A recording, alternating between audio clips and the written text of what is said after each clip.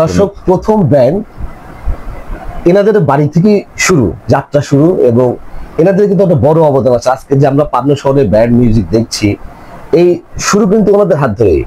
ওনারা ছিলেন বলে কিন্তু আমরা আজকে অনেক সহজ ভাবে মিউজিকটা করতে পারছি, বা পাবনা শহরের ব্যান্ড কালচারটা, এটা কিন্তু এনারা না থাকলে হয়তো বা হতো, কিন্তু হয়তো সময় লাগতো, বা এত কিছু আমরা এত আধুনিক ব্যাপার হয়তো বা আমরা এত সহজে পেতাম না। কাকু,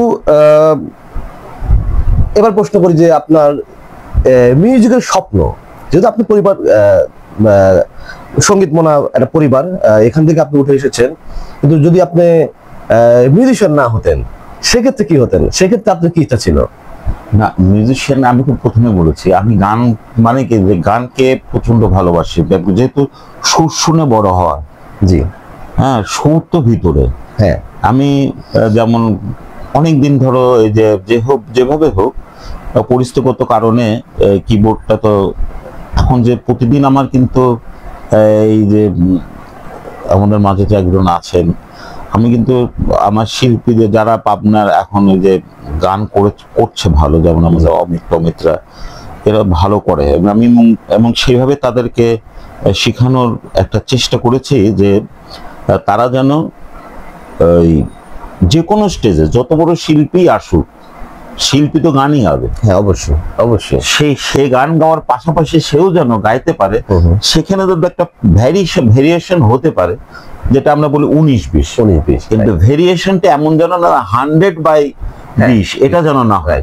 আমার শিল্পীরা যখন গান গাবে, আমার মিউজিশিয়ান যখন বাজাবে, তারাও যেন ওই সেটা যে দেশের থেকে আসুক বা আমাদের এই ঢাকা থেকে আসুক, তারা যেন বুঝতে পারে they knows what is called। তারা এই যারা এখানে পরিবেশন করতেছে, তারা তাদের টোটাল মাইক্রোফোন ব্যবহার, তাদের ভোকাল থ্রোয়িং, হ্যাঁ, এইগুলো যেন সবকিছু এরাও জানে।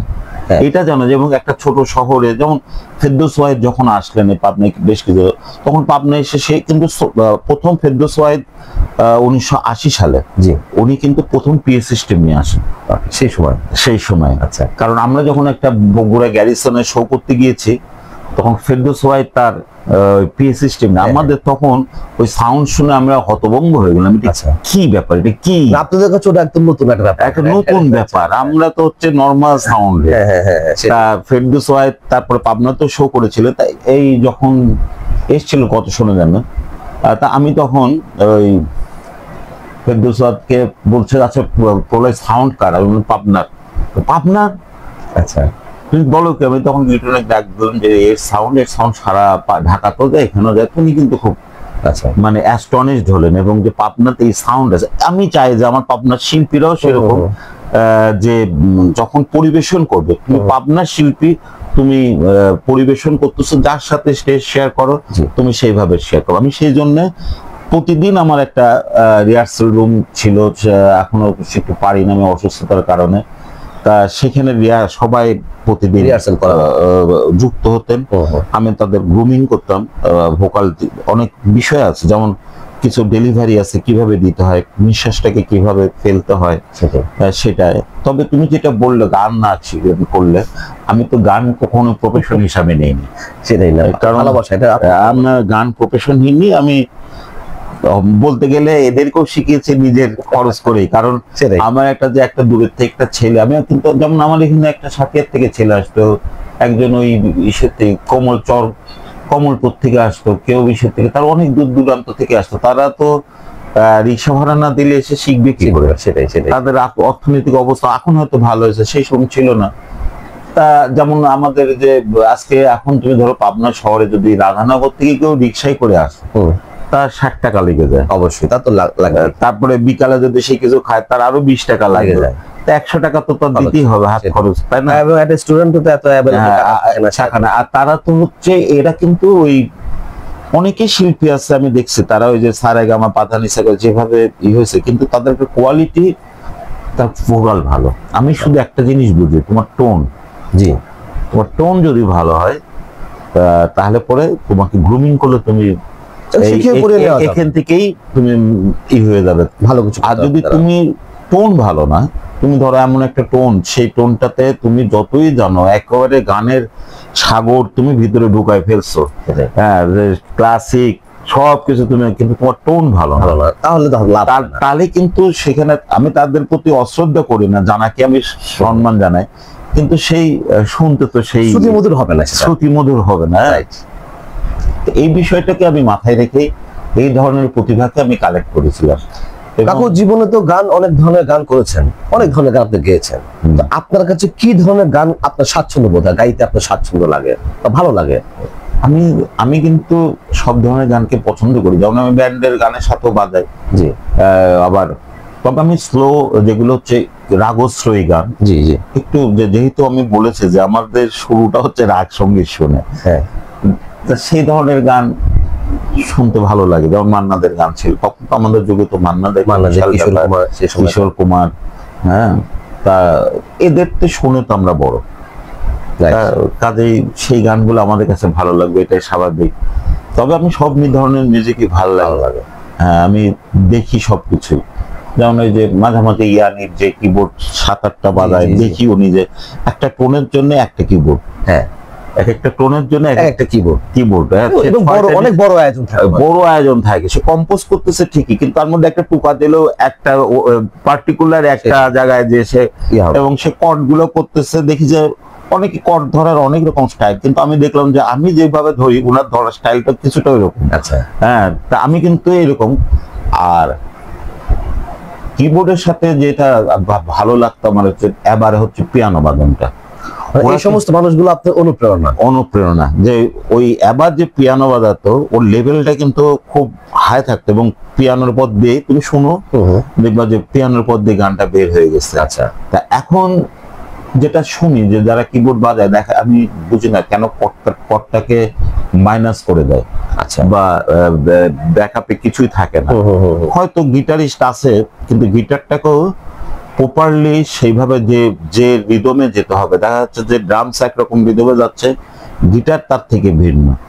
এইখানে কিন্তু ছন্দের অনেক বিষয় থাকে, হ্যাঁ, যারা ধরো আমি একরকম ভাবে বাজাচ্ছি গিটারকে, সেই গ্যাপটা ভিতর দিয়ে একটা আসার অনেক রকম পদ্ধতি থাকে, সেইগুলাকেও খুব মন দিয়ে বুঝতে পারলে তখন একটা গান কিন্তু একটা প্রচন্ড রকম ভাবে ভাষা। তুমি একটা গানকে যদি খুঁটাই তুমি কম্পোজিশন শোনো, তাহলে বুঝতে পারবা, যারা ওই যে যেমন আমাদের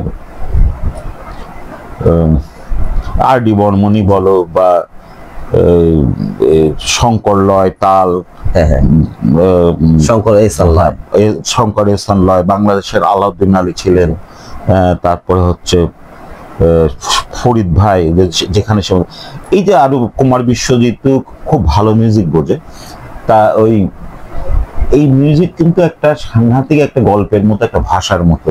যেমন তুমি কিন্তু দিনের শুরুটা কিন্তু খুব এইভাবে হয়, দেখবা পোলাইটলি হয়, আসলে খুবই পোলাইটলি হয়। তো মিউজিকটা এরকম, তুমি যদি মিউজিকে প্রথমে তুমি যদি একটা এমন একটা করলা যে সেখানে তুমি বিশেষ করে সব গান মেলোডিয়াস গানগুলাকে তোমাকে শুরুটা ঠিক ওইভাবেই আসতে হয়, আস্তে আস্তে আস্তে আস্তে আস্তে আস্তে ওটা বিল্ড আপ হয়ে, হ্যাঁ, এখানে এই বিষয়গুলো শেখার আছে অনেক। যে আর কপি মিউজিক ভালো, কপি মিউজিক বাজায় অনেকে, বড় বড় শিল্পীদের গানের সাথে কপি বাজায়। আমার কিন্তু কপি বাজালে তো আজকাল ওই যে পাওয়া যায় কি জানো, মিউজিক ছেড়ে দিয়ে গান করে, ট্র্যাক বলে, কারাওকে বলে, কারাওকে, যাই হোক, ওটা আমি দেখি। তো ওটা ছেড়ে দিয়ে গান করলেই হলো, বেকার এতগুলো মিউজিশিয়ান টেনে নিয়ে এসে ওই একই জিনিস বাজানো। আপনার সময় আপনারা যতটা কষ্ট করেছেন, যতটা সংগ্রাম করছেন গানের জন্য, এখন দেখা যাচ্ছে যে প্রযুক্তির উন্নয়নের ফলে অনেকটাই সহজলভ্য বা অনেকটাই সহজ হয়ে গেছে মিউজিক করাটা। এখন দেখা যাচ্ছে যে, কিন্তু কাকু মানও কিন্তু কমে আসছে মিউজিকের। দেখেন আপনাদের সময়, আমি যদি ভুল না করি, আপনাদের সময় এখনো কিছু গান আছে, আমাদের জেনারেশন বা আমাদের পরবর্তী জেনারেশন এখনো কিন্তু সেই গানগুলো শুনতেছে। এখন অনেক গানই হচ্ছে, আমি বলছি না, আমি কাউকে ছোট করছি না, হচ্ছে, কিন্তু দেখেন এগুলো আবার হারিয়েও যাচ্ছে। কিন্তু সেই যে আব্দুল জব্বারের গানগুলো, বশির আহমেদের গানগুলো, বা এরকম আরো অনেক শ্রদ্ধেয় শিল্পী আছেন যাদের গান কিন্তু আমরা এখনো শুনি, লাকি আহমেদ স্যারের গান আমরা এখনো শুনি, প্রত্যেকটা গানই সেটাই। এই মানে আপনার এই বর্তমান সময়ে মিউজিক নিয়ে আপনার চিন্তা ভাবনা বা আপনার এটাকে তুমি বলতে বলে কাউন্সিলিং, বা এই যে ধরো লাকি আহমেদ যখন ঘুরছেন, তার সাথে তার গান যিনি লিখতেন কায়সার চৌধুরী, জি, তার ভাই একসময় ছিল হ্যাপি, আর একটা গ্রুপ নিয়ে তারা করছে। জি জি জি। এবং তারা সবাই মেধাবী। জি। তারপর রেনেসার যেমন হচ্ছে আমাদের নকিব ভাই, নকিব ভাই, তার ভাই পিলু, পিলু অনেকদিন পাবনাতে ছিল, আমার এখানে আসতো। আচ্ছা। তো প্রতিদিনই আসতো সন্ধ্যার আগ দিয়ে এসে কিছু সময় থেকে চাটা খাইতেন, যাতে কোনো গল্প করার লোক ছিল না। জি। তা ওই বিষয়টা হচ্ছে আমরা যখন কথা বলবো গানটা গানকে নিয়ে, তার গানেরও পোস্টমর্টম হয়, এই জায়গাটা এইরকম ভাবে না করে এইভাবে করলে হতো। যেমন আমরা বলি যে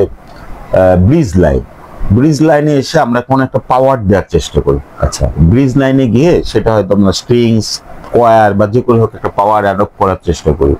হয়তো সেই ব্রিজ লাইনকে এটা তো অনেকে জানে না, ব্রিজ লাইনে কি করতে হবে সেটা বোঝে না, প্রিলুডে কিভাবে ঢুকতে হবে সেটা হয়তো অনেকে জানে না। কিন্তু তারা যখন করছে মিউজিক গান, তারা যেমন কাউসার আহমেদ চৌধুরী তো খুব গান সুর বুঝতেন, আর লাকি আকন বলো, আলাউদ্দিন আলী বলো, আমি এমন শুনেছি যে আলাউদ্দিন আলীরা যখন এই যে আমাদের সময় ঈদের একটা প্রোগ্রাম হচ্ছে, দেখা যাচ্ছে আমরা সবাই আমাদের বেস্ট একটা গান দেওয়ার চেষ্টা করছি, একটু স্পেশাল প্রোগ্রাম। হ্যাঁ, এই ধরো সেই নিয়ে হচ্ছে দেখা যাচ্ছে বিশ্বজিৎ একটা স্টুডিওর কাজ, এবং কার গান কি হচ্ছে কেউ জানতে দিতাম না। আচ্ছা।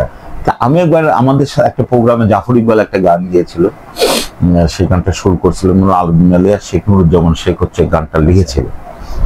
নুরুজ্জামান ভাইয়ের সাথে অনেকদিন কাজ করছে। নুরুজ্জামান ভাই বলতেছে, প্রলয় শোনো, জাফর তো একটা পাগল কিসিমের লোক, তা সে হঠাৎ করে সে গান গাবে, ঈদের গান স্পেশাল প্রোগ্রামে, তোমারও আসো, সেও গাবে, আলমগীরও গাবে। আচ্ছা। আলমগীর গান করছিলেন আবু তাহের, ওইটা আলাউদ্দিন আলীর পর পড়ছে। তা করছে যে শোনো, আমরা তো সারা রাত সেই বিকাল রাত্রি 10টা 11টা, আমরা রাত্রি 9টার থেকে বসছি গান, আর জাফর ইকবালের গান আমরা করতে পারি না। আচ্ছা। তার আগে একটা গান ওর খুব হিট করে গিয়েছিল, যে সুখে থাকুন নন্দিনী। হ্যাঁ, ও কইছে যে আমার ঠিক এই টাইপের গানই করে দেবো, খুবই জনপ্রিয় একটা গান। হ্যাঁ। তা ও তো এরকম, আর কই থাকে সারা রাত, ও আসে না, আমরা তো নানা রকম করেছি কিছু, আমি জানি যে একটা করে রাখছি, যা সে তোকে শোনাতে হবে। সেটাই। তা ও ভোরের দিক ঢুকছে ঘরে, ঢুকার পর আলোদনে জিজ্ঞেস করি, কি জাফর কেমন আছো? এই বেঁচে আছি ভাই। কয় গান শুরু কর, যেভাবে আছি বেঁচে তো আছে। আলাউদ্দিন আলী ফার্স্ট লাইন লিখছে, ওটা দিয়ে লেখা শুরু হলো। হ্যাঁ, ওই যে যেভাবে আছি বেঁচে তো আছি, জীবনের মরণে মাঝামাঝি। এই যে একটা কাজ দেখো, একটা গান লেখার জন্য এরকম মনিরুজ্জামান মনিরুপও দেখছে যে তিনি একটা গান লেখার জন্য কত চেষ্টা করে গেছেন। এবং আমি মনে গেল একটা মালেক আফসারির সাথে একটা গানের কথা নিয়ে দেখছি আমি, উনি প্রায় 3-4 ঘন্টা গান লিখেই যাচ্ছে, মুছিয়ে যাচ্ছে, লিখে যাচ্ছে, তা গানটা ভালো হবে না। আসলে চেষ্টা ছিল, অনেক চেষ্টা ছিল। এখন হয়ে গেছে কি ওয়ান ম্যান শো, মানে তুমি একাই গিটার বাজাচ্ছ, তুমি একাই কিবোর্ড বাজাচ্ছ, তুমি একাই সাউন্ড করতেছো, তুমি একাই সব, সেই সং রাইটার, সেই সুরকার, হ্যাঁ সেই সুরকার, একাই সবকিছু। তাহলে তুমি একা করলে তো তুমি একসময় তো মেধা তো এক জায়গায় ব্লক হবে। হ্যাঁ, অবশ্যই, তাই না? অবশ্যই হবে। এক জায়গায় যায়, একটা মানুষ তো সব কাজ গুছাই করতেও পারে না, ব্লক হয়ে যাবে। তুমি ধরো 2টা গান শুরু করছো ভালো, 3 নম্বর গানে যায় দেখো ওই 2টা গানের প্রভাব পড়তেছে, তাতে চলে থেকে যেতেই পারে। যেমন আমি একটা ছেলের গান শুনতাম, খুব ভালো লাগতো, যে কি সুমন যেন, মোটা সুমন বলতো, কি একটা অর্থহীন, হ্যাঁ, বেশ বাবা যাই হোক, ওর গানগুলো আমি প্রথম একটা গান শুনছি, খুব ভালো লাগছে, তারপরে দেখি একই টাইপের সুর, অর্থাৎ ও এক জায়গায় আটকে গেছে, ওই সুরটার মধ্যে তো বের হয়ে আসতে পারতেছে না। আচ্ছা, আমি তাকে সম্মান দিয়ে বলছি, তার গানটা প্রচন্ড সুন্দর সুর, তার কণ্ঠ প্রচন্ড সুন্দর, জানেও অনেক, কিন্তু একা কিছু করতে গেলে পরে আটকে যায়। কিন্তু আগে যে ছিল গ্রুপ, আমরা মিউজিক করেছি ধরো 7-8 জন মিলে। আচ্ছা, যে যার মতো করে একটা জায়গায় যায় লিড বের করতেছে, আর একজন করছে না, এই লিডটা এইভাবে ঘোরায় দিয়ে এইভাবে বড়, একজন হচ্ছে গানের সুরটা করছে, এই জায়গাটা হয়েছে, এই জায়গাটা একটু ডেভেলপ করতে হবে। এই যে বিষয়টা সুন্দর একটা আলোচনার মাধ্যমে একটা গান হিট হবে না। হ্যাঁ, সেটাই বলছি যে হবেই, মানে গান ভালো একটা গানই হবে। আচ্ছা,